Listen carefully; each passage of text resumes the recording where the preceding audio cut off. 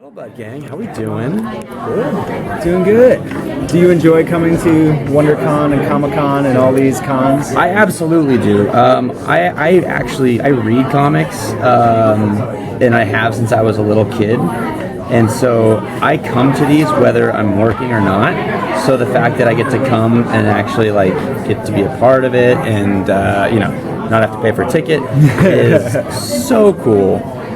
Sorry, I'm just going to get Malcolm in a little bit of trouble. How has your day been so far? Excellent. Yeah?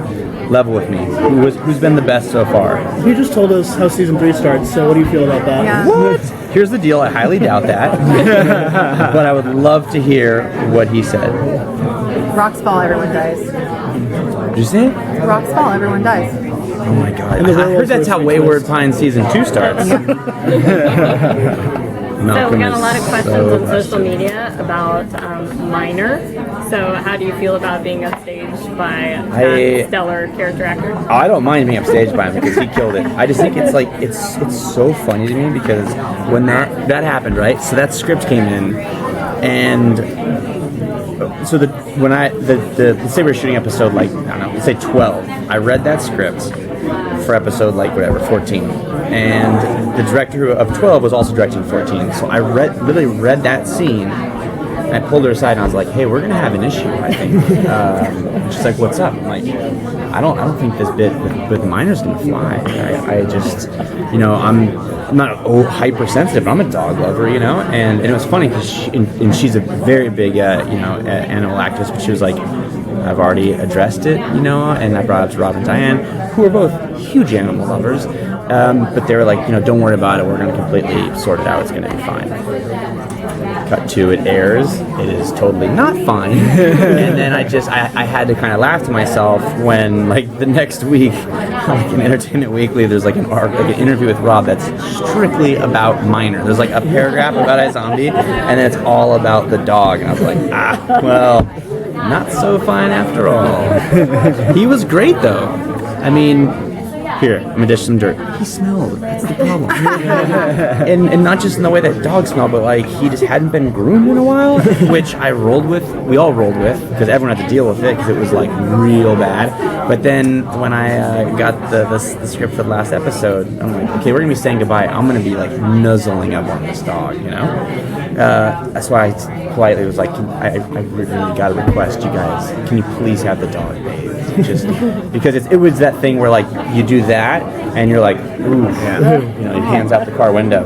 And so he was groomed, which is why you see there's all that nuzzling happening. But it was sad to see him go. He was fun. And he was very good at listening to me, but not everyone, which I loved because I would just let him kind of be an ass, doing stuff, and then rein him in. Yes, he listens to me. Major started out as kind of a stock love interest character, and then he had got all this crazy, character development in unexpected ways. Did you know that going in, that you were going to develop past this, guy just that Liv saw every now and then and was clueless? I didn't at all. It's a great question, actually, because when the project came around, I had asked, is it possible to speak with, one of the producers? And I didn't even want to be so bold to be like Rob Thomas. And they said, well, would you want to talk to Rob? Absolutely. When we spoke, and I said, hey man, with all due respect, is Major kind of going to be a purse? Is he going to exist in the universe just to sort of service the love interest aspect that we have to have? And he said, that's a totally fair question, 100% not going to be the case.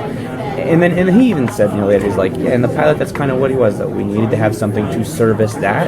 He's like, but that is not what it'll be. And then it was actually after San Diego Comic-Con that when we were walking back from our panel, he was like, hey, can I pitch you what I got for season 1? I was like, yeah, what's up? And he's like, Travis Bickle, you're going to go dark, and it's just going to end up with just a crazy shootout. And I was like, yeah, I'm on board. Because to me, it's that's great to see the whole charming guy that every mom wants her daughter to marry, but that has an extremely short shelf life of viewers' attention span and interest. Because I have no interest in seeing a happy person do well. That's boring to me. I want to see him have things go terribly awry and see who he really is when push comes to shove. Fortunately, it's been all pushing and shoving for Major for the past 2 seasons now, so and fans of that, and seeing how he, works under pressure, I think will not be disappointed with the last handful of episodes we got. You mentioned that you're a big comic book fan growing up and up to this point. Were you excited to A, be on a comic book based series, and B, is there a bit of freedom that comes with it because you guys are not necessarily locked into the continuity or the source material? Yeah, completely. It's sort of funny. It's like one of those things like, not be careful what you wish for, maybe just be mindful of what you wish for, because it was always like, God, I want to be a superhero or I want to be in a comic, and it was like, you got your wish, but it's not gonna be like Shatterstar or Gambit. It's gonna be like, right? Yeah. No one's shouldn't have mentioned that one today.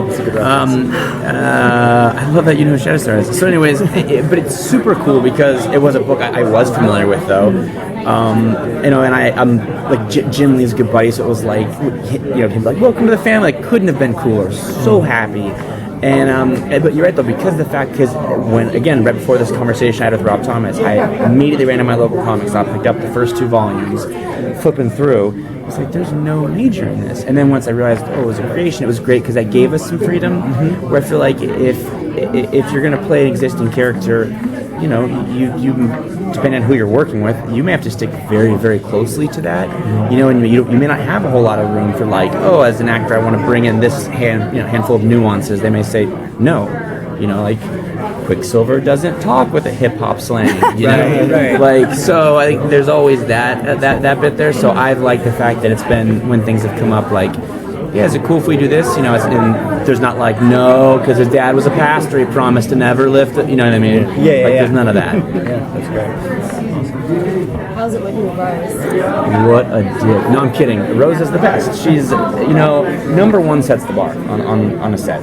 So when you get to a set and you sort of watch how number one conducts his or herself, that sort of is what unofficially sets the precedent for how people can act.